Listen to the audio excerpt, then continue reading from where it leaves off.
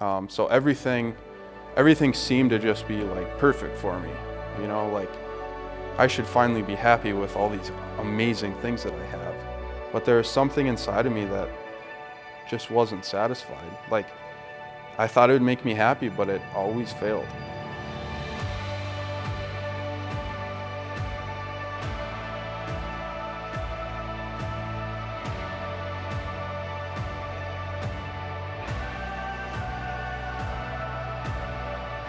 My name is Joseph Richter. I'm from Bismarck. I'm a parishioner at St. Anne's Parish, and I'm out at St. John Paul II Seminary in Washington, D.C., and I'm a College 2 Seminarian. Well, I guess to start, I grew up in a good Catholic family. Both my parents go to Mass, daily Mass now. Both my sisters go to Mass. I have two uncles who are priests. My grandpa was a seminarian, so it kind of, I guess, runs in the family a little bit, you could say. But the first time I really kind of heard a call for being a priest was when I was about a fifth grader. So I went to St. Anne's Catholic school, third grade all the way through high school. And I was a fifth grader, so I was serving daily Mass with Monsignor Tom, who was at St. Anne's at the time. And I just remember watching him during Mass and going, man, it'd be kind of cool to be a priest. So that thought kind of started there, kind of grew throughout elementary school, middle school.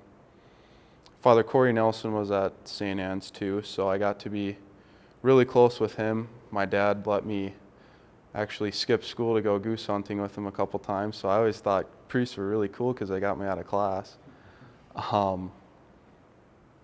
So high school came around. Started kind of, I guess, realizing girls kind of existed. Got a crush on a girl, got into a relationship. Ended up not working out, and at that point, kind of fell into hanging out with the wrong crowd, doing stupid stuff. And which that kind of led me down a separate kind of dark road. Wasn't really helping my faith at all, really made me lukewarm in the faith. Played football and wrestling in high school, and that was one of the best things that could have ever happened to me in high school, just teaching me all the different human kind of formation things that you need, like discipline, like a hard work ethic, So that was, sports were always really good to me. Religion was awesome. We had great teachers at St. Mary's, Mr. Emmel, Mr. Ruggles, Father Johnson. So religion class was always I really enjoyed it. And throughout high school, this call kind of kept coming back to my mind, but I never really wanted to have to face it because I was like, wow, I don't want to be a priest. Like I want to get married, I want to have a family, I want to date girls, whatever. So I really just tried to shove that down and not think about it. Tried to cover it up with other dumb things. And then it would have been about, I guess my junior year of high school. I always still had these thoughts of the priesthood. Didn't want to face them. I ended up getting into trouble at school. Got grounded by my dad, got my phone taken away and all this stuff. And one of the punishments, which is actually a blessing now, that he gave me was, one, I had to go to all of my uncles and kind of tell them what I screwed up on, which that in itself was tough because I always looked up to them.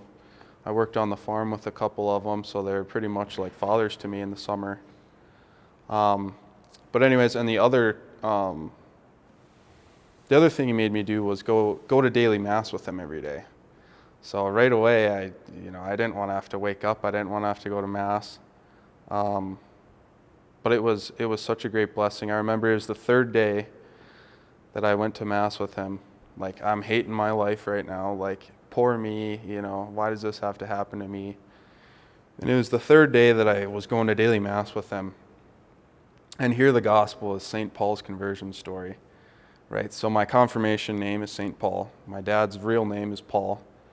So Paul was always a very kind of influential figure in my life at that point. So yeah, it was St. Paul's conversion story, and I was sitting there listening to the gospel, and here Paul's on the road to Damascus to persecute Christians, and he struck off his horse. And he's sitting there on the ground blind. He's blind for 3 days, and finally God opens up his eyes and he can see again, and he's a changed man. So I'm sitting there in the pew. I have my Knights of Virtue sweatshirt on that says St. Paul on the back. It's the third day that I've been going to Mass after I'm, struck blind. I don't know what's going on. I just feel lost.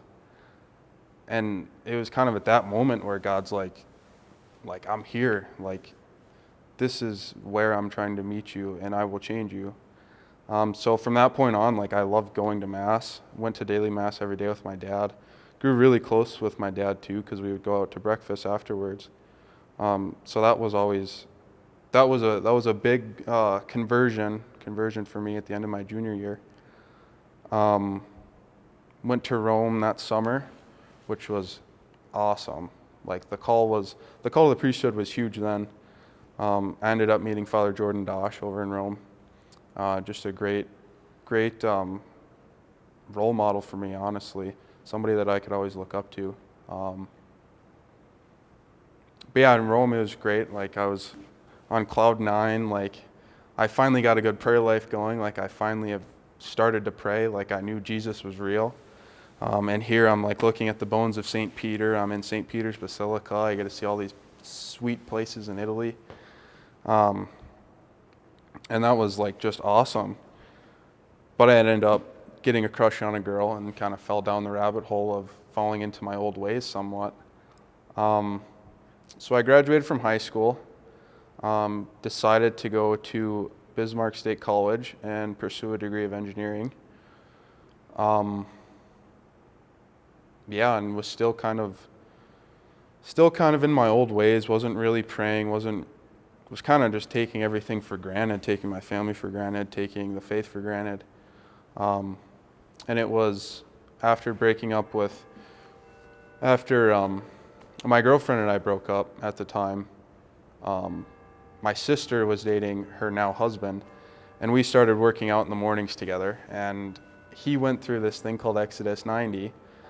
And so when we were getting ready in the morning, we would sit and chat, and he went through a lot of the things that at the time I had on my heart too.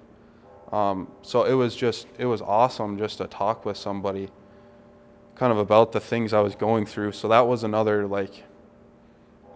it was another spot where I was like, man, I think I really need to be a priest. And kind of this whole time, people would say I need to be a priest. I got voted most likely to be a priest in high school. My mom would always tell me to be a priest, countless other people, and I was just like, yeah, whatever. But finally I was starting to somewhat accept or come to peace with maybe I should actually be a priest. So it was through these conversations with my brother-in-law.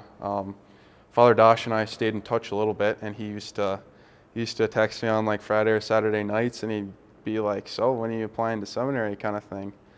And I was just like, yeah, once you're vocation director, then I'll apply. And he's like, okay, you'll be the first one I accept. But anyways, I ended up, my sophomore year of college, I ended up coaching at St. Mary's with Father Jared Wolf. So him and I were running the D line together. I had a job at Bobcat at the Acceleration Center, which was the best job I could have ever asked for with kind of the degree I was going in.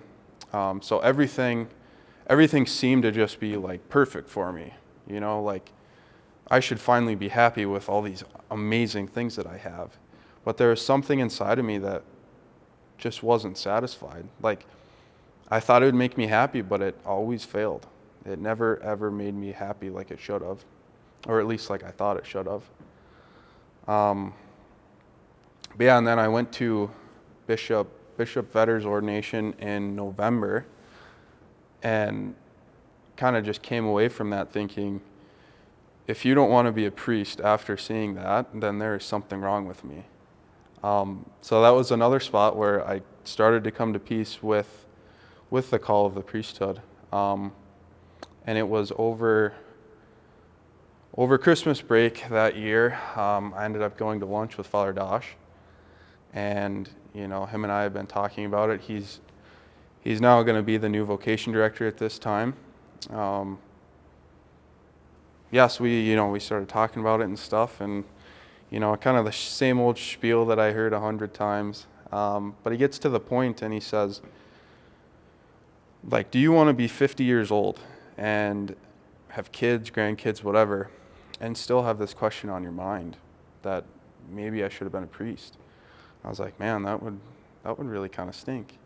And he goes, and if you really look at it, either way you don't lose, right? So you go to seminary, you become a priest, awesome, that's what you're supposed to do. Or you discern out and become a father, and you're going to be a way better father because of your formation.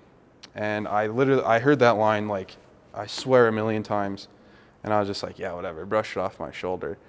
But when I heard it that day in that pizza place, like, it hit me like a freight train.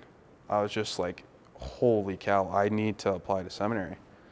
So it was overwhelming, but I remember sitting in my car afterwards, and I was just in like total peace. Like, it was so peaceful, I was almost scared that I was so peaceful. It was absurd. So yeah, I ended up getting my application in January, finished it, and I guess the rest is history.